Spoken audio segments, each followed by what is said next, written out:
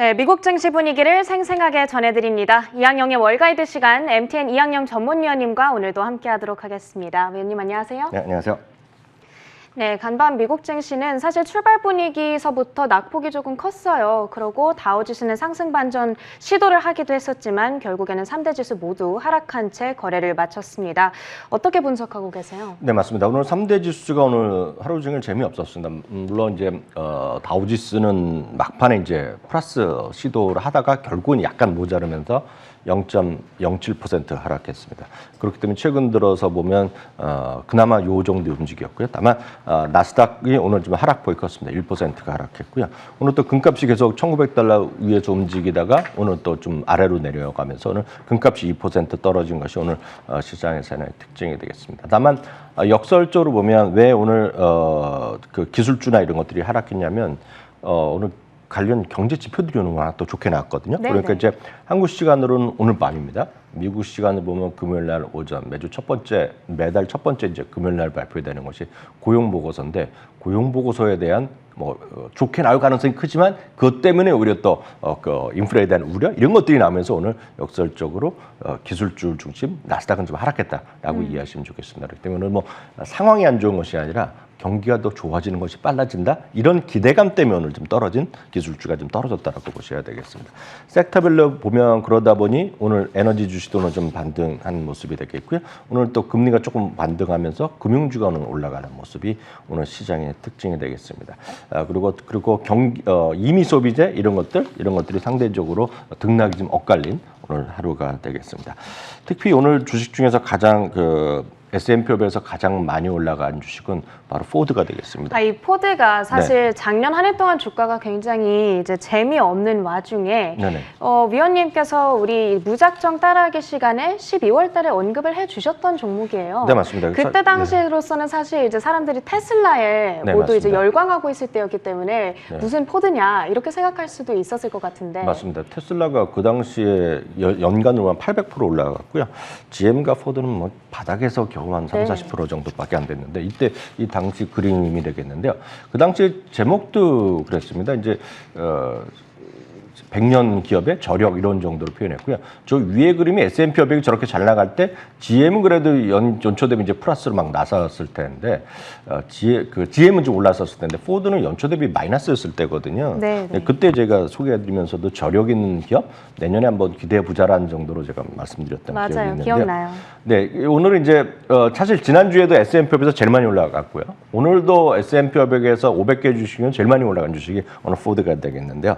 일단 컴팩트 픽업 트릭 매버릭이라는 오늘 또 모델을 이제 연말부터 판다고 하면서 일단 발표했습니다. 여튼 포드는 픽업 트럭이 이제 결국은 이제 시장을 미국을 끌고 가는 힘이 되겠고요. 요즘 이제 미국의 1위 회사는 GM이 분명합니다. 어찌 됐건요. 또한 포드도 올라갔고요. GM도 많이 6-7% 올라갔는데요. GM이 이제 상반기에 기대 이상의 실적을 발표할 거라고 얘기를 하면서 오늘 GM도 이제 52조 신고가를 갔습니다. 테슬라인데요. 테슬라는 오늘 반대로 시장 점유율 감소 우려 그리고 이제 중국에서의 판매가 좀 주문이 감소한다는 얘기가 좀 일부 묻어나면서 5.3%가 떨어졌는데요. 이것이 저는 2021년에 또 하나의 어떤 흐름이라고 보고 있거든요. 작년에 이제 성장주 중심이었다 그러면 제가 작년 12월에 말씀드렸다시피 경기가 회복되면 경기 민감주가 될 것이다. 그런 거 좀 봐야 된다는 얘기를 했는데요.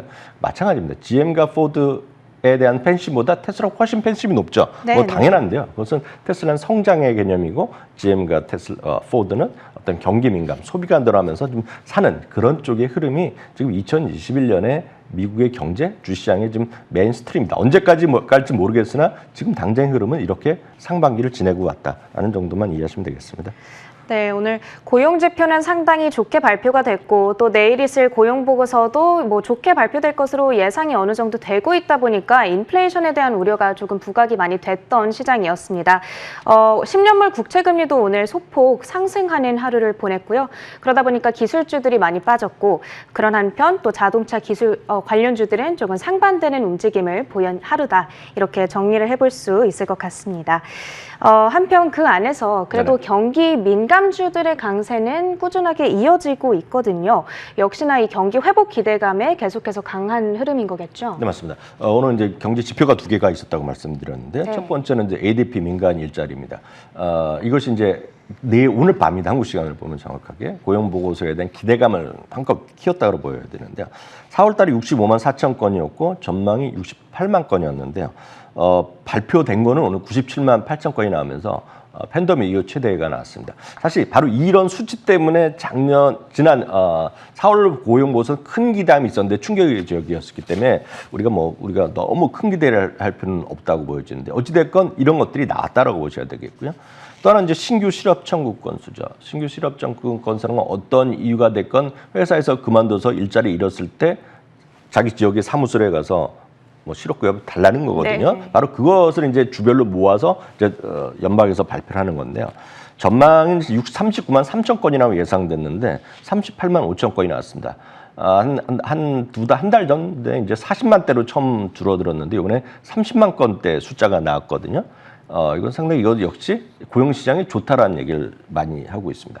물론 이제 정상적인 시기, 즉 팬데믹 이전은 주당 20만 건 내외였기 때문에 여전히 높지만 그만큼 고용이 지금 괜찮다는 얘기죠. 그래서 뉴스를 많이 보신 분은 아시겠지만 지금 가장 많은 사람들이 부르는 대상이 누구냐면 약간 우스갯소리가 아니라 제가 뉴스에 직접 보니까 하는 건데 웨이터를 이렇게 부른다는 겁니다. 웨이터를 부른다고요? 예.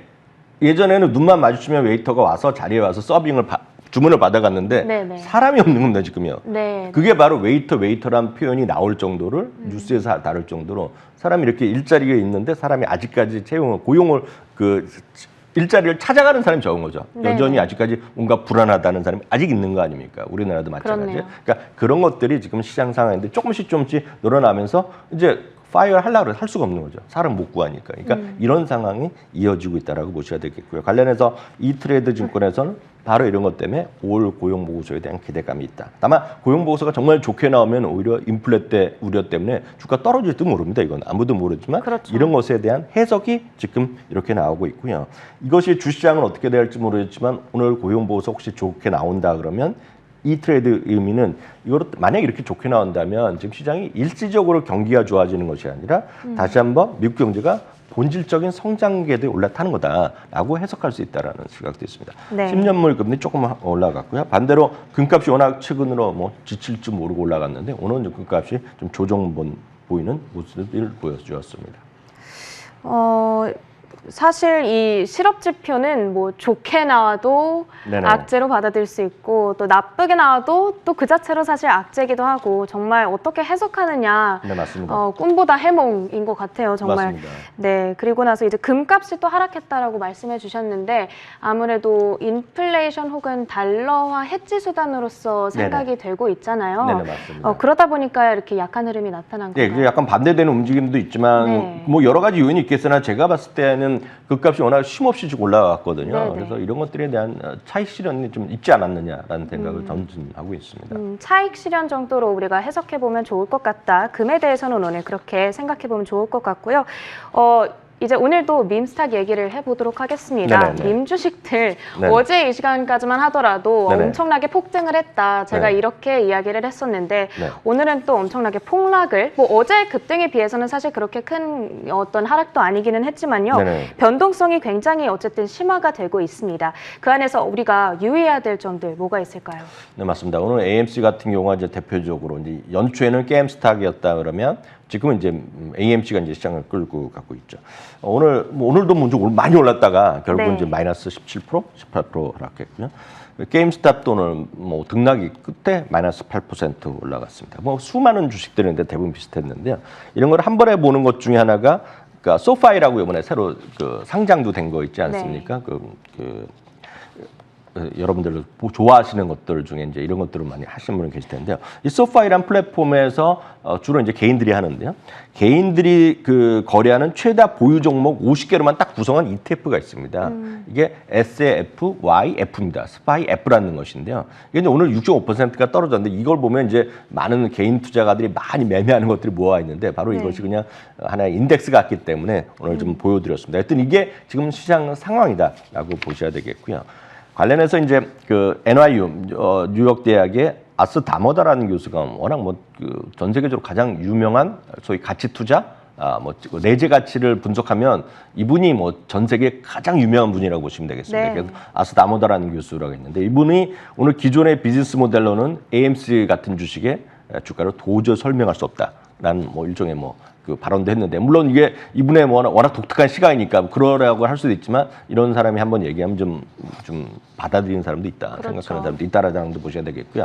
하나 더 말씀드리면 대표적인 밈 주식들에 대한 월가의 시각을 다시 한번 오늘 정리한 게 있어서 보여드리면 AMC가 됐건 게임스탑이 됐건 배드 베스 앤 비욘드가 됐건 그리고 블랙베리, 비욘드 미트 이런 것들이 다 그렇게 표현되는데 시가총액이 이렇게 엄청 올라가 있지만 목표 주가가의 평균 괴리율은 엄청난 마이너스 90, 마이너스 80 정도 나오니까 물론 이런 주식으로 돈을 벌 찬스 여전히 많이 있다고도 보고 있고 그렇게 가능성도 있겠지만 월가의 시각과는 상당히 딴판이다라고 보셔야 되겠습니다. 다만 오늘 하나 흥미로운 사진이 있기 때문에 하나 보여드리겠는데요. 많은 분들이 이제 월가에서 월스트리트라고 그러지 않습니까? 오늘 CNBC의 오늘 데스크 화면 밑에 밈스트리트라는 표현을 쓰고 오늘 그렇네요. 방송했거든요. 그러니까 네. 그만큼 밈스트리트라는 거가 하나의 시장의 큰 하나의 주류로 형성되고 있는 것을 부인해서는 안 된다. 그렇네요. 그게 뭐 늘 말씀드린 도덕이 아니기 때문에 이런 주식시장의 현실도 있어야 되겠고요. 오히려 긍정적으로 보는 사람도 있습니다. 이걸 왜냐하면 이제 밈 주식이 이렇게 다시 활발해지는 것이 이렇게 활발해지면서 오히려 10대 청소년들도 투자에 이제 관심을 가졌다는 겁니다. 물론 첫 번째 관심을 이런 거로 가져서 잘못됐다는 비판도 있지만 네. 10대들이 지금 웰스파고에서 엊그저께 설문조사를 했는데 10대의 45%가 투자에 관심을 갖기 시작했는데 네. 이게 지금 사상 최대 수준이라는 겁니다. 역시 게임스탑 덕분, 게임스탑이 이제 여러 가지 이제 얘기가 소셜 미디어를 통해서 확산되니까 이런 것들이 많이 얘기가 되는 것 같습니다. 뭐 좋다 나쁘다 우리가 이렇게 진짜 판단을 해보기는 힘든 어떤 현상인 것 같아요. 다만 여러 가지 장점들도 거론이 되고 있다라는 정도 체크를 해보시면 좋을 것 같고요. 조금 아까 그 언급해주셨던 ETF 가운데 소파이 소셜 50 ETF라고 하는 SFYF라고 하는 종목이 있습니다. 이 종목이 지금 밈스탁으로 함께 거론이 되고 있는 이유가 개인 투자자들이 가장 많이 투자하고 있는 종목들을 가지고 있는데 그 상위 탑 10 홀딩스를 확인해 보면요. 지금 게임스탑이 4위로 거론되고 있고요. 또 6위로 AMC 엔터테인먼트가 포함되어 있습니다. 그렇기 때문에 밈스탁과 함께 거론이 되고 있다라고 이해를 해보시면 될 것 같습니다. 계속해서 인플레이션에 대한 이야기 이어가 보도록 하겠습니다. 이 인플레이션에 대한 우려가 계속해서 나타나다 보니까 오늘 장에서도 성장주들, 기술주들의 상대적인 부진이 이어지고 있습니다. 어떻게 봐야 될까요? 맞습니다. 이제 한쪽에서는 이제 그 오늘도 경기 민감주 중심으로 움직였는데 지금 그거는 2021년에 지금까지의 어떤 흐름은 분명하다라는 거죠. 그러니까 아주 대표적인 것이 앞서도 설명드렸고 작년부터 보여드렸다시피 테슬라가 약간 쉬고 지금 포드나 GM이 올라가는 그런 큰 그림으로 좀 이해하시면 좋겠는데요. 상대적으로 이런 기술주들 이런 것들이 너무 또 지금 상대적으로 좀 재미없는 부분들이 분명히 있다는 거죠. 그런 시각이 분명히 있고 저도 상당 부분 거기에 좀 동조하는 입장인데요. 하이마크 캐피탈의 수석 투자 전략가가 이런 얘기를 하고 있는데요. 소위 인기 없는 기술주들 있지 않습니까? 그런 것들이 이런 조정기에 사야 될 이유들이 있다. 물론 네. 모든 것을 사면 안 되겠지만 자기는 한 대여섯 가지의 근거를 대고 있는데 첫 번째는 이들 이제 좋은 기업들 위주로 되겠죠. 내부자가 좀 사고 있다는 겁니다. 그래서 내부자라는 건 이제 거기 이제 경영진이라고 이해하시면 되겠는데요. 두 번째는 과도하게 반영됐던 성장성이 2000년에 워낙 많이 반영됐는데 2020년에요. 금년 들어서는 워낙 쉬다 보니까 이제 2021년의 성장성 2022년대에서 좀 저평가됐다는 시각이 있다는 거죠. 세 번째는 상대적 가격이 지금 비싸지 않다는 겁니다. 지금 이것들이요. 그래서 오히려 저렴해졌다는 얘기인데 요거는 잠시 설명드리는 그림을 하나 준비해봤는데요. 기술주 섹터가 11개 중에 하나인데요. 기술주의 상대적 PER이요. 그러니까 네. 그 밸류에이션이 1990년 이후만 보면 S&P 500 평균 대비 한 1.24배 정도입니다. 24% 정도가 S&P 500의 평균 PER보다 약간 높았다는 겁니다. 그러니까 너무나 높아지면 이제 예를 들어서 이게 여기 보시면 1998년, 2000년 이 중간에 보면 닷컴 버블 때는 정말 상대적으로 2배, 3배까지 갔으니까 너무 비싼 건데 이게 이제 작년 올 초까지 워낙 비싸지면서 제일 오른쪽 끝인데요. 많이 평균보다 좀 올라가는 1.3배 수준까지 갔었다는 거거든요. 근데 지금 최근 들어서는 기술주가 계속 하락하고 다른 것들이 올라오다 보니까 지금 평균 이하로 갔다는 것입니다. 네. 무슨 얘기냐면 기술주의 상대적 흔히 얘기하자면 밸류에이션이 S&P 500 평균보다 비싸긴 하지만 역사적 평균인 1.24배보다는 낮아졌다는 거거든요. 그러니까 네. 이거는 모든 것이 그렇다는 것이냐, 밸류에이션에 대한 부담이 상대적으로 많이 줄어들었다 수가 있겠고요. 네 번째는 인건비가 지금 계속 오르지 않습니까? 그럼 그렇죠. 많은 기술이나 성장주로 필요한 것은 그런 인건비 사람 대신에 상당히 기계화하고 자동화하기 때문에 그러는 거잖아요. 네, 그래서 인건비가 올라가는 것이 소위 성장주 기술 섹터에 관심을 불러일으킬 수 있다는 얘기가 되겠고요. 특히 이제 인플레이션이 되고 금리하고 여러 가지 부담되면 결국 생산성을 올리기가 쉽지 않은데 이런 것을 통해서 오히려 생산성을 확대될 수 있는 그런 요인이 있기 때문에 여전히 기술주들은 여전히 볼만하고 이런 대여섯 가지 이유로 인해서 주식을 지금 살 만한 주식들도 꽤 있다 얘기를 하고 있다는 것도 참고하시면 좋겠습니다.